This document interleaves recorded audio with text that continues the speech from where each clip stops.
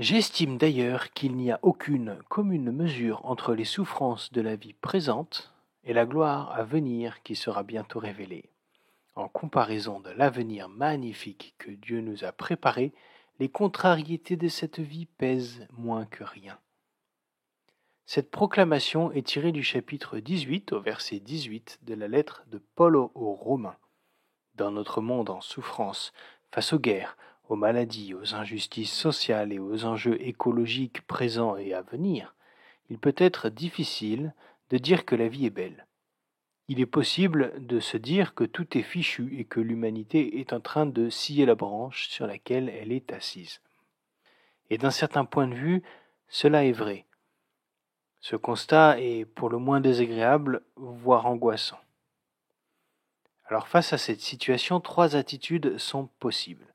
Il y a les fatalistes, ceux qui vivent leur vie en se disant que la situation étant ce qu'elle est, autant profiter un maximum puisque nous allons tous mourir. Il y a les négationnistes, ceux qui se sont tellement répétés que tout va bien qu'ils sont incapables de voir la réalité en face. Il y a les activistes, ceux qui bougent pour changer les choses et qui essaient de faire réagir les 2 premiers, mais qui se rendent bien compte que la tâche est immense face à l'inertie de l'humanité. Alors bien sûr, ces attitudes sont caricaturales, et il y a fort à parier que la plupart d'entre nous passons de l'un à l'autre en fonction des sujets, de notre sensibilité et, avouons-le, de nos intérêts personnels. Un équilibre entre ces attitudes est par ailleurs souhaitable, car dans une certaine mesure, la vie continue, et le fait d'adopter à tour de rôle ces attitudes permet d'agir tout en se protégeant émotionnellement. L'important est de trouver un équilibre entre ces postures.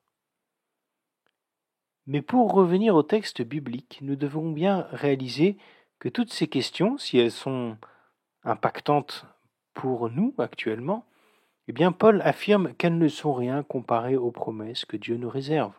C'est pourquoi il ajoutera, quelques versets plus loin, « Nous sommes sauvés, mais en espérance seulement ». Quand on voit ce qu'on espère, on n'appelle plus cela espérer. Les choses qu'on voit, est-ce qu'on peut encore les espérer ? Espérer ce que nous ne voyons pas, c'est l'attendre avec beaucoup de patience. Ainsi, il existe une 4e attitude, l'optimiste.